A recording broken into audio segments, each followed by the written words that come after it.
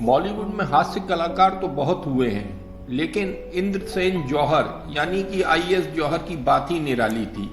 उन्हें हंसाने के साथ साथ दर्शकों को चौंकाना भी अच्छा लगता था। जौहर काफी पढ़े लिखे थे। उन्होंने राजनीति शास्त्र में एमए किया था और फिर एलएलबी भी। इंद्रसेन जौहर, जिन्हें आईएएस जौहर के तौर पर पुकारा जाता था, उन्होंने आपातकाल और नसबंदी जैसे गंभीर व सामाजिक मुद्दों पर भी फिल्में बनाई। 1949 से लेकर 1984 तक वो फिल्मों में योगदान देते रहे।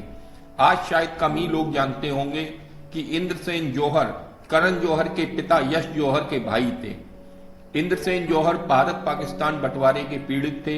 इनका जन्म 16 फरवरी 1920 को तालंगंग में हुआ था। बंटवारे के बाद ये जगह पाकिस्तान में चली गई।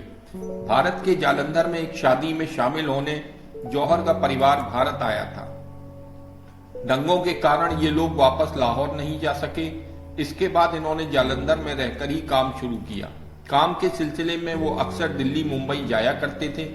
इसी बीच वे मनोरंजन की दुनिया से टकरा गए।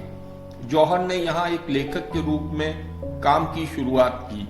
उस समय के मशहूर निर्देशक रूप शौरी ने उनकी लिखी एक स्क्रिप्ट पर फिल्म भी बनाई। इस पिक्चर का नाम था एक थी लड़की, जो 1949 में सिनेमा घरों में रिलीज हुई थी। इस फिल्म में उन्होंने अभिनय भी किया था। जौहर बंटवारे के दर्द को भुला नहीं पा रहे थे। उन्होंने अपनी लेखनी इस पर एक स्क्रिप्ट लिखी। फिर शशाधर मुखर्जी ने 1954 में नास्तिक नाम की एक फिल्म बनाई। इसके बाद वो स्टार लेखकों की लिस्ट में शामिल हो गए। कहा जाता है कि आईएएस जौहर ने बीआर चोपड़ा और यश चोपड़ा की बॉलीवुड में काफी मदद की।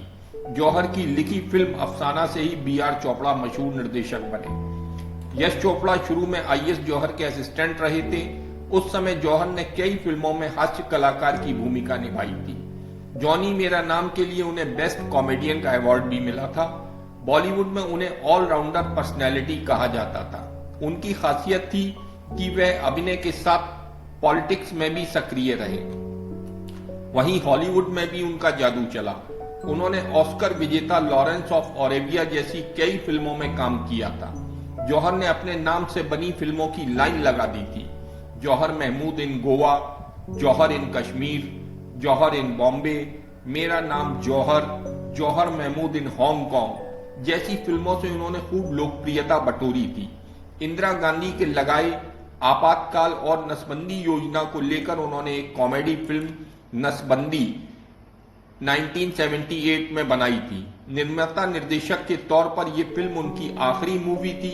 हालांकि बाकी के सालों में वो अन्य फिल्मों में काम करते रहे थे। 10 मार्च 1984 में मुंबई में उनका निधन हो गया।